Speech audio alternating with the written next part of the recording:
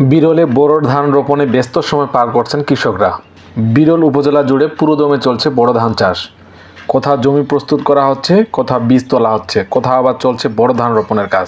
তবে হালের খরচ বৃদ্ধি, সেচ, সার ও কীটনাশকের উচ্চমূল্য নিয়ে কৃষকের যেমন অভিযোগ রয়েছে, তেমনি ধানের দাম না পাওয়ার আক্ষেপও আছে। ধানের জেলাখ্যাত দিনাজপুরে এবার 1,74,722 হেক্টর জমিতে বোরো ধান চাষের লক্ষ্যমাত্রা নির্ধারণ করা হয়েছে। সেচ নির্ভর এই বোরো ধান আগামী 15 মাস পর্যন্ত রোপণের সময় আছে। আবহাওয়া অনুকূলে থাকায় কৃষকরা পুরোদমে ব্যস্ত এখন বোরো চাষে। বিসিআইসি ও বিএডিসি ডিলারের মাধ্যমে সার পাওয়া গেল চাহিদা মতো সার না পাওয়ার অভিযোগ রয়েছে। পাশাপাশি 1 বিঘা জমি চাষ দিতে খরচ হচ্ছে প্রায় 2 থেকে 2,500 টাকা। এছাড়াও সেচের জন্য গুনতি হচ্ছে 3,000 থেকে 3,500 টাকা। কৃষকরা বলছেন মৌসুম শেষে বোরো চাষের খরচ উঠাতে হিমশিম খেতে হয় তাদের। এবং কি সারের সমস্যা, বড় ধানের বিচনের সংকট, বিচন আমাদের বিঘা প্রতি 4,000 টাকা বিঘা প্রতি আমাদের বিচন কিনে হচ্ছে লেবার খরচ থেকে গতবারের থেকে 500 টাকা বিঘায় বেশি পড়তেছে।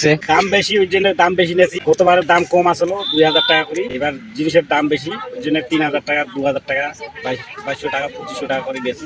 পানি নিয়ে সমস্যা, পানির দাম বেশি গতবারের থেকে, এবার ঘন্টা প্রতি মনে করেন যে 10 থেকে 20 টাকা বেশি। সারের সমস্যা, খরচ একটু বেশি হচ্ছে গতবারে। ধানের সঠিক দাম পাওয়া যায় তাহলে হয়তো বা কিছু লাভ করা যাবে, আর যদি না পাওয়া যায় তাহলে অনেক লস।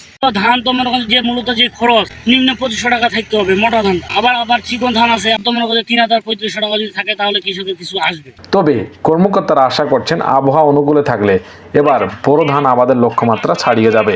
মৌসুমে দিনাজপুর জেলায় 1,74,722 হেক্টর জমিতে বোরো আবাদের লক্ষ্যমাত্রা নির্ধারণ করা হয়েছে। আশা করা যাচ্ছে এবার লক্ষ্যমাত্রা পার হয়ে যাবে। বোরো আবাদের জন্য যে আবহাওয়া সেটি আছে, আশা করা যাচ্ছে এবার বোরোর বাম্পার ফলন হবে। সর্বোপরি নতুন সরকার কৃষকের ফসল উৎপাদন ব্যয়ের সাথে সামঞ্জস্য রেখে ধানের ন্যায্য মূল্য নিশ্চিত করবে, এমনটাই আশা করছে কৃষকরা। যেটাই জহির, বিরলের সংবাদ, বিরল, দিনাজপুর।